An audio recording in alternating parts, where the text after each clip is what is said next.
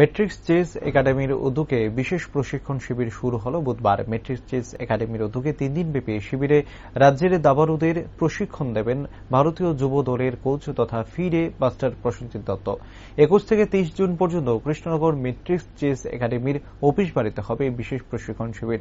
২ বিভাগে হবে শিবির। প্রসঙ্গত, আসন্ন রাজ্য এবং জাতীয় আসরকে সামনে রেখেই ওই শিবিরের ব্যবস্থা করা হয়েছে। ভারতীয় চেস যুব দলের কোচ প্রসেনজিৎ দত্ত সংবাদ মাধ্যমের সামনে বলেন, ৩৬ জন দাবাড়ু এই শিবিরে অংশগ্রহণ করেছে। তাদের মধ্যে প্র্যাকটিস ম্যাচ ৩ দিন এবং প্রশিক্ষণ শিবির চলবে।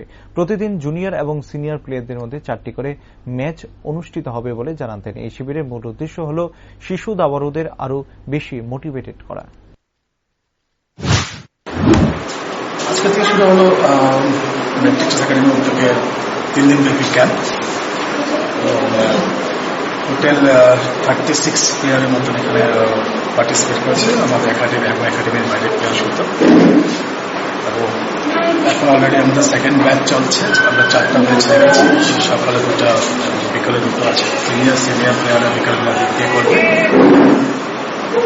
এই ক্যাম্পের মূল উদ্দেশ্য হলো ফার্স্ট অফ অল কৃতিত্ব আমাদের যে আমার বড় ভাই কোচ, ম্যাট্রিক্সের কোচ, সে রেগুলার এখানে বাচ্চাদেরকে তৈরি করছে।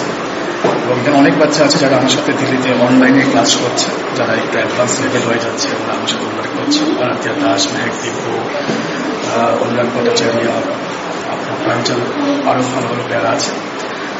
আরাধ্যা দাস এবার ন্যাশনালে স্কুলে সে 3rd পজিশন হয়েছে এবং এশিয়ান চ্যাম্পিয়নশিপ এবং ওয়ার্ল্ড চ্যাম্পিয়নশিপ সিলেক্ট হয়েছে। এখন খুব সম্ভবত সে যাবে উজবেকিস্তান খেলতে, এই সামনের মাসে খেলা এশিয়ান চ্যাম্পিয়নশিপ। তো স্পেশালি ওর জন্য একটা প্রিপারেশন করাচ্ছি আমি। আমরা জানি যে রাশিয়া লাস্ট টাইম উজবেকিস্তান থেকে গোল জিতে এসেছিল, ছিল তখন। তো আশা করি আরাধ্যা দাস চান্স, খুব প্রমিসিং প্লেয়ার। রিসেন্টলি অনুরাগ ভট্টাচার্য বাংলাদেশে চ্যাম্পিয়ন হয়ে এসছে। সো ওভারঅল এখানে ম্যাট্রিক্সের প্লেয়ারগুলো খুব ভালো রেজাল্ট দিচ্ছে, স্টেটে অনেক রেজাল্ট আসছে, চ্যাম্পিয়ন আসছে।